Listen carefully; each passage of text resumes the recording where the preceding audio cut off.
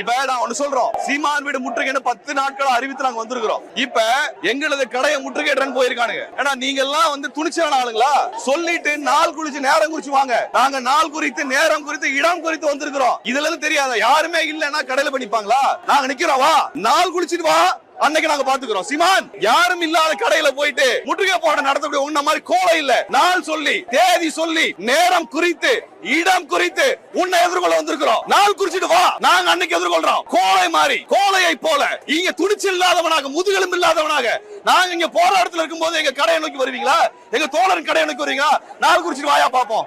நீ அவ்வளவு பெரிய துணிச்சலான ஆளா இருந்தா வா, நாள் குறிச்சிட்டு வா, எதிர்கொள்றோம். நாங்க நான் உங்களை மாதிரி பயந்து போறவனு கிடையாது. மீனவனை அடித்தால் மாணவனை அடிப்பேன்னு சொல்லிட்டு பதுங்கி போன கோலை அல்ல. நாங்கள் பச்சை தமிழர்களாக நாங்க நிக்கிறோம். பதுங்கு குழிக்குள்ள ஒளிந்து கொள்ளக்கூடிய சீமான் நாள் குறிச்சிட்டு வா, நாங்க எதிர்கொள்றோம். யாரும் இல்லாத கடையில போய் நிக்கிறீங்களா? வெக்கமா இல்ல?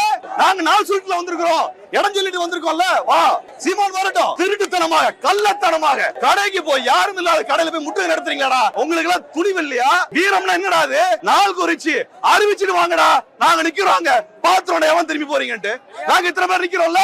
எவன் வந்தீங்க? எவன்டா வந்தீங்க? எவன் வந்தீங்க கேட்டீங்கல்ல? 10 பேர் வருவீங்களா 20 பேர் வருவீங்களான்னு வந்திருக்கோம்டா.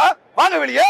உன் தலைவனை வர சொல், தலைவனை வர சொல். கோலை மாதிரி பேடியை போல நாங்கள் இங்க போராட்டத்துல இருக்கும்போது அங்க முற்றுகை போடுவியா? உண்மையாலுமே யோக்கியனா இருந்தா சீமான் நாள் சொல்லிட்டு தேதி சொல்லிட்டு வா, அன்னைக்கு நாம் கையாளுறோம்.